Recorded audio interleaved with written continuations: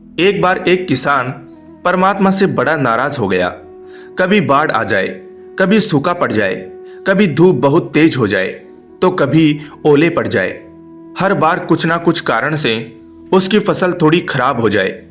एक दिन बड़ा तंग आकर उसने परमात्मा से कहा, देखिए प्रभु, आप परमात्मा हैं, लेकिन लगता है आपको खेती बाड़ी की ज्यादा जानकारी नहीं है।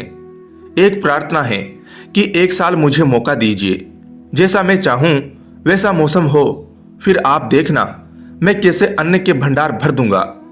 परमात्मा मुस्कुराए और कहा, ठीक है, जैसा तुम कहोगे वैसा ही मौसम दूंगा, मैं दखल नहीं करूंगा। किसान ने गेहूं की फसल बोई। जब धूप चाहिए तब धूप मिली, जब पानी तब पानी। तेज धूप, ओले, बाढ़, आंधी तो उसने आने ही नहीं दी। समय के साथ फसल बढ़ी और किसान की खुशी भी, क्योंकि ऐसी फसल तो आज तक नहीं हुई थी।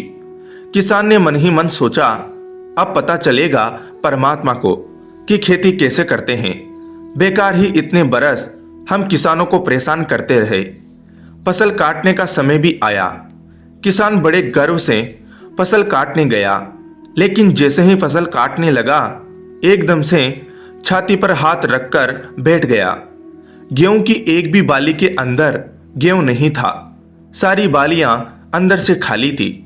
बड़ा दुखी होकर उसने परमात्मा से कहा, प्रभु, यह क्या हुआ? तब परमात्मा बोले, यह तो होना ही था। तुमने पौधों को संघर्ष का जरा सा भी मौका नहीं दिया।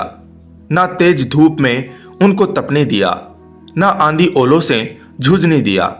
उनको किसी प्रकार की चुनौती का एहसास जरा भी नहीं होने दिया। इसलिए सब पौधे खोखले रह गए। जब आंधी आती है, तेज बारिश होती है, ओले गिरते हैं, तब पौधा अपने बल से ही खड़ा रहता है। वो अपना अस्तित्व बचाने का संघर्ष करता है, और इस संघर्ष से जो बल पैदा होता है वही उसे शक्ति देता है, ऊर्जा देता है, उसकी जीवनता को उभारता है। सोने को भी कुंदन बनने के लिए आग में तपने, हथौड़ी से पीटने, गलने जैसी चुनौतियों से गुजरना पड़ता है, तभी उसकी स्वर्णिम आभा उभरती है, उसे अनमोल बनाती है।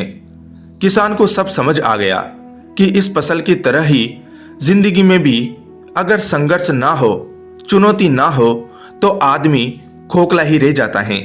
उसके अंदर कोई गुण नहीं आ पाता। ये चुनौतियां ही हैं जो आदमी रूपी तलवार को धार देती हैं, उसे सशक्त और प्रखर बनाती हैं। अगर प्रतिभाशाली बनना है तो चुनौतियां तो स्वीकार करनी ही पड़ेगी, अन्यथा हम खोखले ही रह जाएंगे।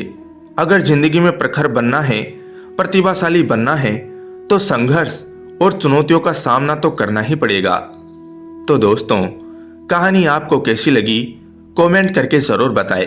अच्छी लगी हो तो लाइक, शेयर और चैनल को सब्सक्राइब कर घंटी को जरूर दबाएं। धन्यवाद दोस्तों।